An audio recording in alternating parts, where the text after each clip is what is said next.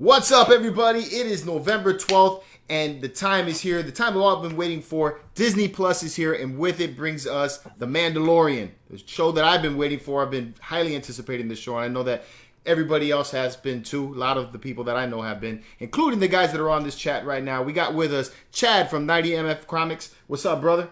Yo, what is going on, George? What is going on, MC? I am super excited to talk about this. As George just mentioned, he's been excited. I've been excited as well, and I just can't wait to get into it. So introduce the Pop Knight himself. The Pop Knight is with us. What's up, Jedi Master? How are you, bro? Meh. Man? You come up with man? Nah, This guy, bro. The energy's flowing in the intro. Yeah, of course, Seth would be like, Yeah, he's got to fuck it up. Can't just let it go. No, what's going on, everybody? I mean, this is really cool. It is the day that everybody's been waiting for. At 3 a.m. this morning, Disney Plus went live. And I'm sure people were up at 3 o'clock this morning because they wanted to watch. Be the first ones to watch the show to see what other things the streaming service actually had to offer. I didn't get a chance to look at it until this afternoon, but it was definitely really cool looking at all the shows and everything, and all the nostalgia kind of pulled me back, made me happy, and so I'm just as excited about it as everybody else. The Plus. If you guys don't know what we're talking about, you need to check out How It Should Have Ended. They did a How It Should Have Ended for Disney Plus. It's hilarious. Superman and Batman are sitting at the cafe and they're talking about streaming services. It's freaking great. You gotta check it out. So I was one of those guys up at 3 o'clock this morning. My kids got me up, and then I said, what the hell? I'm just gonna stay up. And I watched Mandalorian 3 times before I went to work today. So I was really excited to see this.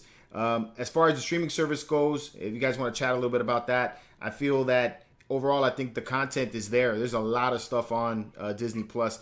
There has been some connection problems for people today, which kind of bites. That's, I guess, that comes with the first day.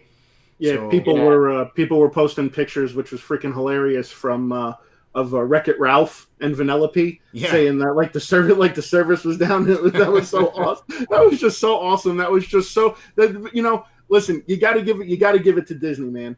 Disney does stuff that is super clever, that coincides with their movies or whatever else. Like, my favorite thing in the world is when we go to Disney and Winnie the Pooh is shut down. Sorry, folks, we've got a honey spill on the track. Yeah. Oh, no, for sure. It's like, come on. And to George's point, that so far has been the biggest complaint, outside of that. It's just, and I'm sure that has to do with the service just first being, put up and it's seeing this much traffic, because it's being overflowed. Everyone's been trying to get on. They had to listen. They had to have known that their servers and their systems were going to get flooded. So I mean, they've had to expect that this was going to happen. No, for sure. I imagine they anticipated, but I think even with anticipation, you still don't know what's going to happen until day one. Because you figure, they're thinking, okay, there's a household that probably has a connection. I tried to connect 4 devices today, just to see if they all worked on all my TVs at once. God damn. I just wanted to make sure that every room in the house is, because you guys don't understand, I canceled my digital preferred plus program, which had Disney Junior and Disney XD, which my kids need. They need that shit like crack, right? And when that wasn't turned off, my daughter was literally pulling her hair out. Where the hell is my Disney Junior? So this morning I wanted to make sure I had everything working for them, and so it's up and running. I can honestly say I haven't had any issues. I mean, I think for the most part they're doing a great job. So the people having connection issues, I'm sorry to hear that. Yeah, they probably just got shitty internet. It could be very possible. Very possible. Seth with the zinger right there, right? So if you guys have never watched one of our chats about movies or TV before, I just want to let you guys know we get into a little bit of light spoilers at the beginning. Not really, it's mostly just our thoughts about it, but we will get into heavy spoilers as the show continues, and I'll let you guys know when that starts so that if you guys want to watch the show before you hang out with us and talk about it, you guys have that opportunity. So please give us a thumbs up while you're watching, and obviously leave some comments and let us know what you guys think. about the show as well. We're always looking to see that. But enough about that. We're talking about Mandalorian and the new TV show, and it's freaking fanatic. I love it. We're talking about a man and his DeLorean. That's one way to make DeLorean really cool, other than Back to the Future, right? Mandalorian. Yeah, that was, I mean, dude, honestly, there was so much hype around this show. Between having Jon Favreau on there as the director, and the cast and the ensemble and everything. I mean, I was hooked. I was hooked from the first 5 seconds of the show. I mean, already he's walking into a bar, and people are kind of like just staring at him, and he's giving everybody the silent treatment, and this one dude's like, "Hey, you made me spill my drink," and he's like, it's just cool though, because he's being all quiet about it, and if this dude doesn't back up, he's gonna get dropped. Honestly, the best part about the whole feeling of it, and I was actually, saying it as a joke and and actually trolling somebody, but someone asked me, what's your favorite Western, or what are some of your favorite Westerns? And I'm like, Star Wars. And this right here, opening scene, to your points, that felt like a Western. Right? Yeah, it solidified it. Yeah. And I think, bro, shout out to Favreau. I think he did a great job. And I think, before even going into it, just having him on it, you knew it was going to have like that stamp. You know what I mean? Everything that I've been waiting for, I guess, and I guess the hype and the anticipation, as a fan, I was completely happy and satisfied with everything. So yeah, I agree with you guys. I felt that this thing looked a lot like a Western. I felt like a Clint Eastwood movie almost. Like the good, the bad, and the ugly. When this or guy, a fistful of dollars. That's my favorite. Or that. Yeah, and it just when he walked, like what he said, when he walked into the bar and he was really quiet and everything, and the whole they were beating up on that other guy, and they came after him and were just taunting him, and he just messed them dudes up like one after the other, and it was just really cool. This was basically all seen in the trailer, So the very beginning is pretty much the trailer that you see, the first trailer that we saw, the first glimpse that we saw of the show. If you guys don't know what Mandalorians are, they're a warrior race basically. So they're basically, think of them kind of like the Spartans, right? Minus the little short shorts and the bare chest and cape. But spray painted abs. Yeah, spray painted abs. Minus the spray painted abs. But they're a warrior race. They're very much into their armor is part of their being. So that's their like part of their history. And they take care of that like if it's a limb on their body. So it's just something that they roll with. They never take their helmets off. They're known not to take their helmets off. They're mostly quiet people like that. They are very tribal. And then as you dive into each Mandalorian and I guess of their armor, and as George just mentioned, being tribal, like their armor represents their part of their clan. Right. And where they're from and their family, so to speak. So, of course, you have, like, Mandalore as a planet, but then, of course, just like us on Earth, we identify ourselves in our own way and with our own families and stuff like that. So they do that and express that through their armor, which is pretty cool as well.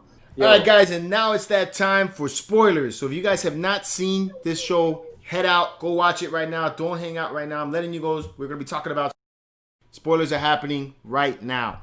Spoiler alert. Spoilers. So, we have, like we stated earlier, the Mandalorian comes into this bar, got that Western feel to it. He's got his mark. I really like the comic relief in this show, not only just from the first mark. The mark has that attitude, but also with IG-11 towards the end of the show, which I thought was really cool. I like the back and forth that the Mandalorian had with both of those characters. Would you guys agree? Yeah, and you knew they were going to come in with a little bit of that comic relief with the droid.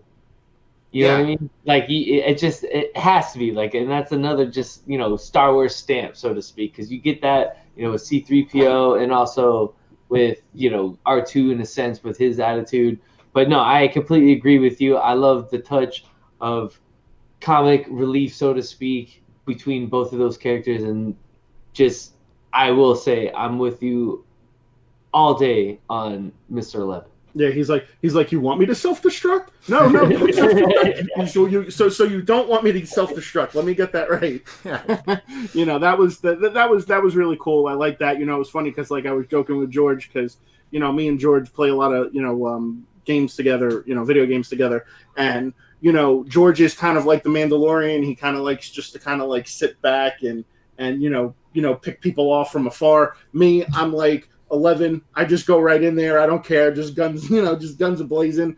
And I can always. When I was actually watching that scene, I can actually picture George yelling at me, saying, "What are you doing? Don't go in there. Wait for everybody." Yeah.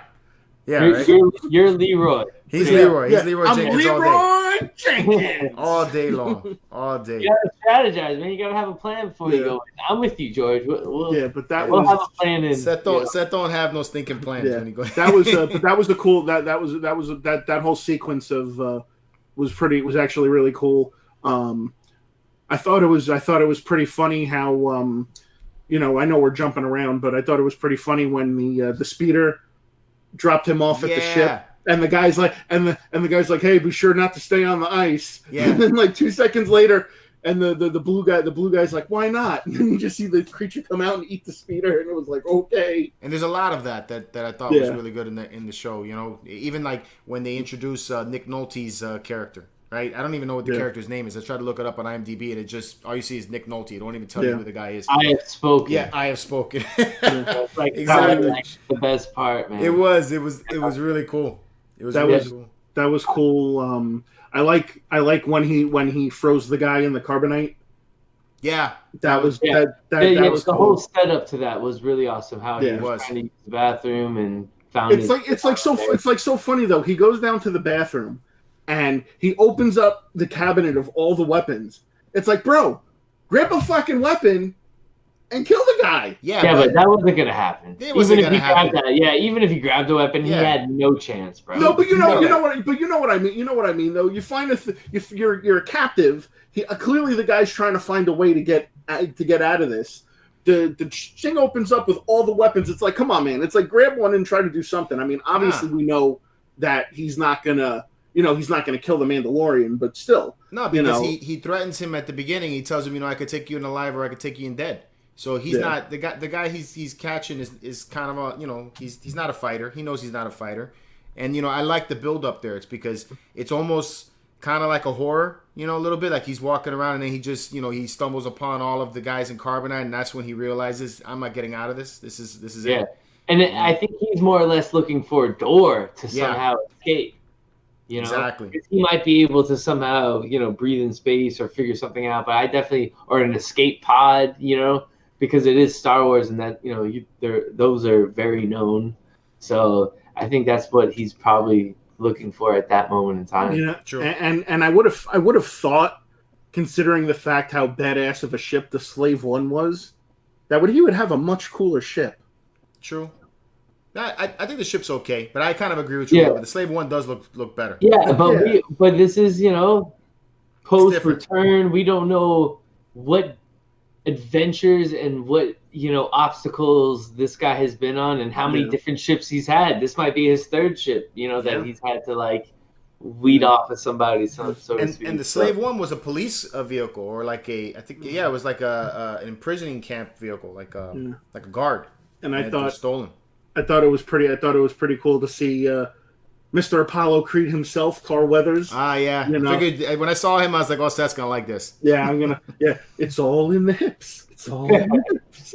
So I thought that was really cool. I thought that whole exchange was pretty cool. Like, oh, here's your credits, and he's like, "Oh, I don't take Imperial credits."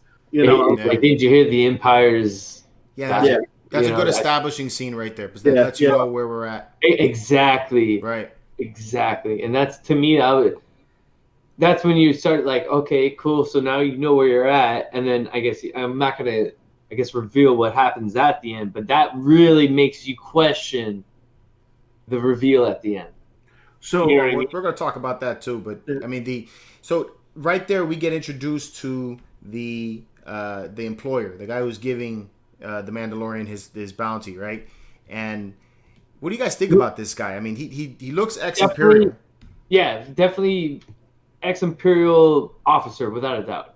Right. And that's why he's got the, you could probably say this, the scavenge stormtroopers, so to speak, still around him, and the doctor as well. And I do like how he acknowledges the work of a bounty hunter, and lets them know, like, hey, this is what you can get brought back alive, and knowing your work, if proof of death, half credits. And I love how the doctor gets upset because, of course, he wants I guess the bounty they're going alive, so he can test it or whatever it may be. And I think that, and he's just like, I'm just being pragmatic. You know what I mean? Like, I understand the situation, and I love that because definitely ties into the whole history of Star Wars and bounty hunters.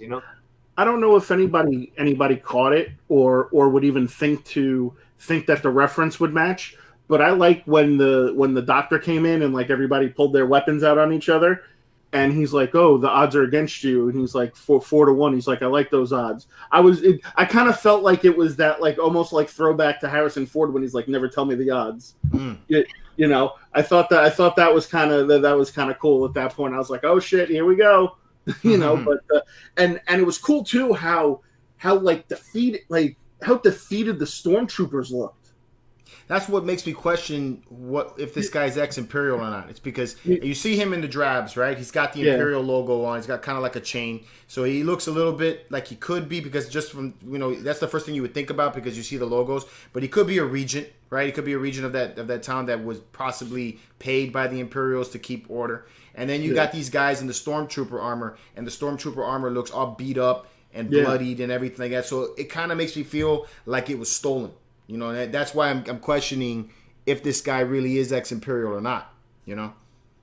That's what I got. But it's also like how many years removed. You know what I mean? And it's not like the Imperial has, I guess, new armor to stock them with and clean and stuff like that. So it could just be how long they've been out. Right? Like in the Savage Land, so to speak, because it definitely has that feel. Okay.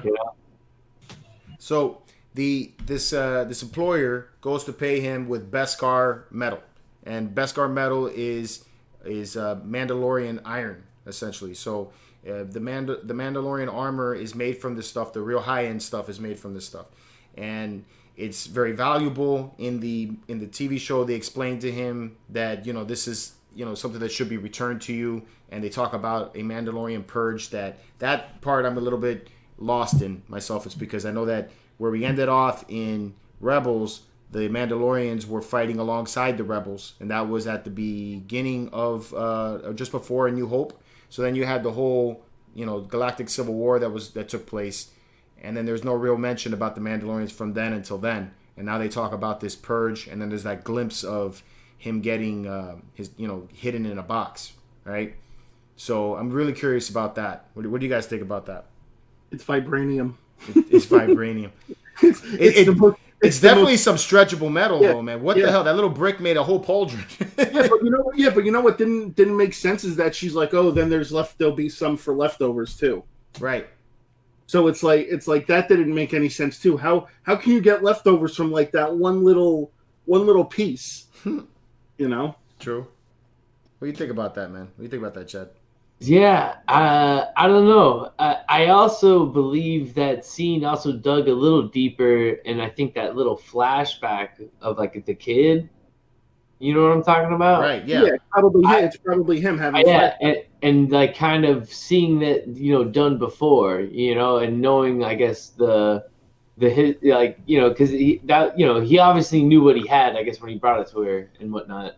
I mean, I don't know, bro.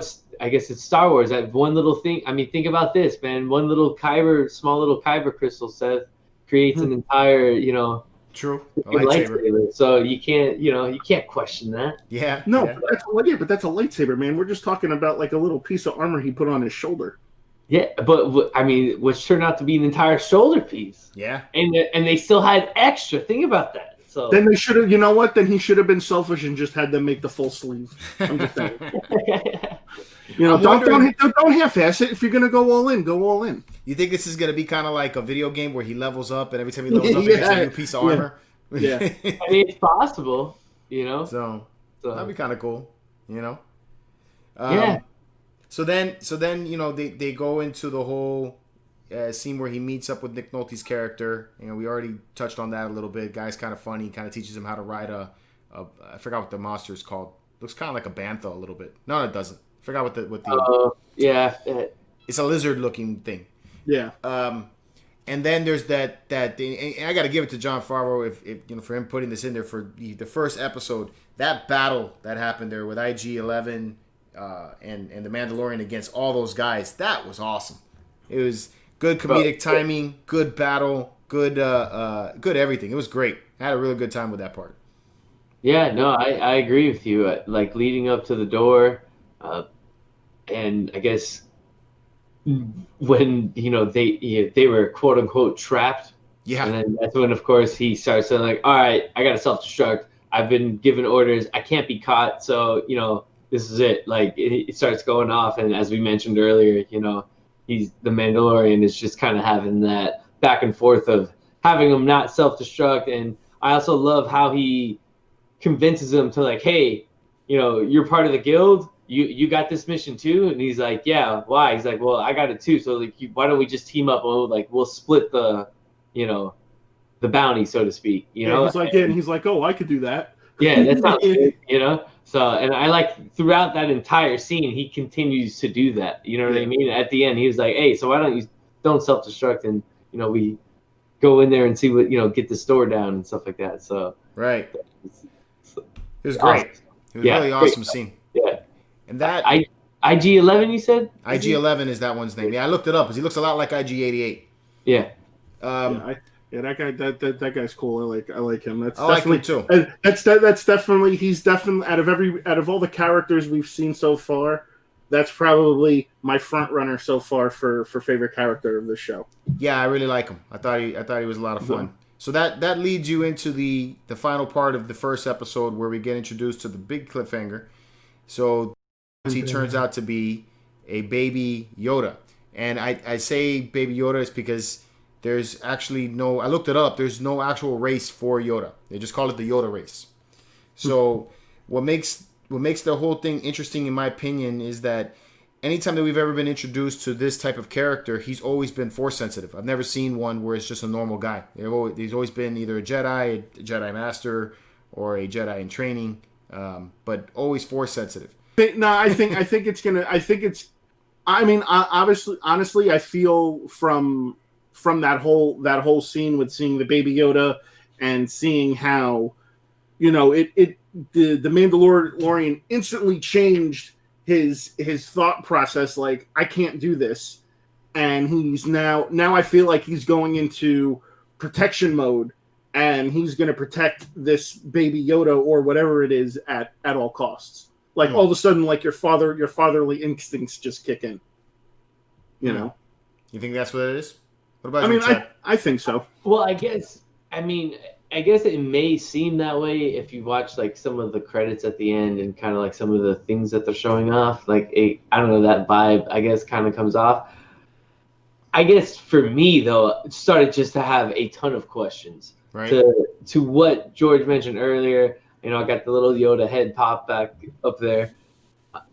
We have never seen another character of this race, so to speak. It's only been Yoda. So that's the first thing that went through my head, because I knew immediately that this was 5 years, past return, or it was post return.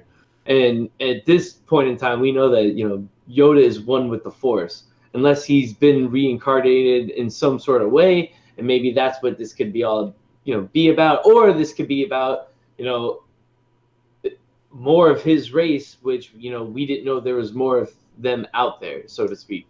Are we talking about like maybe like a Professor X type thing, like where he transferred his conscience to another to another person? I don't know. I'm not speaking of that. I just as a Star Wars fan, we've never seen another Yoda or another one of his race. And that's it. Just and of course, those are the questions that just started going through my head. I'm just like, okay, so where and who is what this is coming from? You know what I'm saying? Like, I guess that's what's got me intrigued. And of course, we all thought this was all going to be about the Mandalorian, right? And it just seems like it's just quickly shifted, so to speak. I guess that's what I wanted to say with that. I think now it's going to become something else, and it might, start diving more into something else we probably have always been curious about in Star Wars, and that could be, people always say, well, pre-Yoda, we want to know how Yoda came up, or a young Yoda. Not to say this is young Yoda, but this is something like that. You know what I'm saying? And to George's point, has to be force sensitive, right? Has to be. I'm thinking so.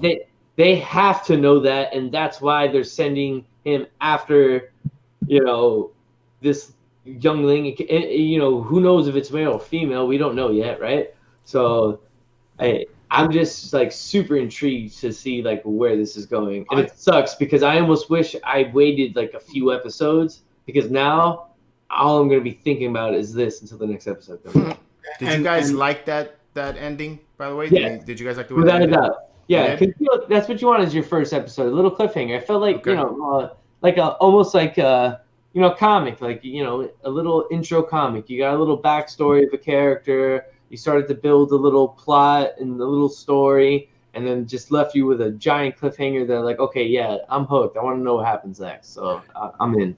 Yeah, I thought it was a really good ending. I wasn't too thrilled with the fact that he killed IG-11 so IG-11 died off so fast. I felt like that too. I thought that was, but then I think, but he had to, because the orders were different. IG-11 said his orders were to like kill it. I get it. It's not that. I just feel that the banter between him and IG-11 was so good. And I was like, man, I was really liking that. I really enjoyed that whole battle, that I thought to myself, it'd be kind of cool if they team up a little bit for a couple episodes before he gets killed, if he's gonna get killed.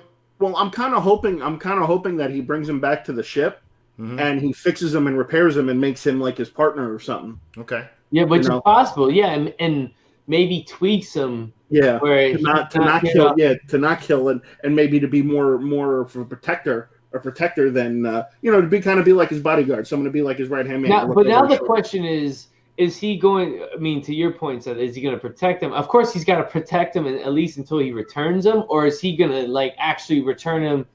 Collect his bounty, or is he going to decide to like, what, I'm going to go off on my own? Like, I guess those are the other questions. Like, I think I have a gut feeling that he's going to go full on protection and protect this baby Yoda at all costs. And I think at some point you're going to wind up running into maybe maybe kind of almost like like an Obi-Wan type character, maybe like another Jedi, or maybe even like a Luke. Maybe you might run into Luke and be like, "Hey, what am I supposed to do? What am I supposed to do with this?" Oh, run into Ahsoka. Just run into any kind of Jedi that's still around at this point, and hey, what am I supposed to do with this Yoda? Yeah, but that's going to be hard though, because at that point in time, the only Jedi was Yoda and Luke, you could say, because you got to remember, during the time of Rebels, Kanan and Ezra were sort of like the last two, outside of until they find Ahsoka and everything like that. So I don't even know if they, at this point, like what Jedis are out there. Like, that's the question. Like, what Jedis are out there, and if this, if this Yoda baby is force sensitive, like, of course, I guess it will like figure that out on its own and use it on its own. But how these guys will try to manipulate it would be like, you don't want the baby Yoda to fall into the wrong hands. Exactly. And I guess that's like would be the scary part. But I would like, I don't know. Like, the other question to me, who is this Mandalorian? Like, and I've seen a lot of theories out there. It could be Boba Fett and this and that. I don't think so at all. I don't think it's Boba Fett. No, well, he doesn't really die. Well, if you go by the he got eaten by the sand monster. That's what I say, but I don't know, man. There's a lot there in the extended universe is no longer canon, but in the extended universe he does come back. So He makes it out of the Sarlacc pit. I don't think it's Boba Fett. Yeah, I don't think it's Boba Fett either. Absolutely not. You know. I think the Mandalorian could be his mother's, father's, cousin's, nephew's, great uncle. What does that make us? Absolutely nothing. Love that. No, I mean, it would be cool if somehow this is connected to Sabine's family, and it could be her brother or something like that. I mean, because you have that moment with that, and it seemed to be a female Mandalorian that puts together that armor for him. Yeah. So and that might be his clan or his family. So those are just more questions, I guess, that you ask yourself. I mean, it probably is like this own character, so to speak, and I'm sure that's probably what they'll do for like rights reasons. Well, the good thing is that it's a short season. There's only like going to be 8 episodes, so I don't think that's a good thing at all. I would love this to go on longer. I wish this episode was longer. Well, yeah, but they're trying to establish the character. I mean, I can understand your point about maybe 8 episodes being too short because maybe it won't give enough time to maybe establish all the characters that they need to establish in order to tell the story that they want to tell. But I feel starting out, you can cram a lot of stuff into an hour. Yeah.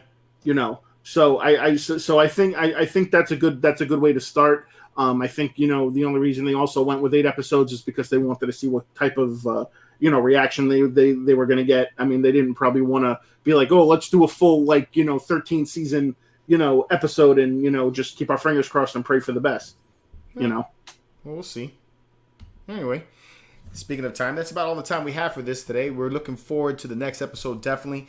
I want to hear what you guys think about this latest episode. If you guys have seen it already, obviously, if you haven't, go watch it. I don't know why you sat through this whole thing. Yes, it is amazing. I really had a good time. Support this because I want to see more of it. And if you're watching this before you've seen it, shame on you. What we just said? Shame on you. Shame. So, shame. But anyway, on your way out, guys, please leave us a thumb up. Let us know in the comments what you think. And as always, keep it marvelous. Keep it marvelous, guys. Keep it Mandalorian, everybody. Keep it Mandalorian. Keep it Mandalorian. I like it. That was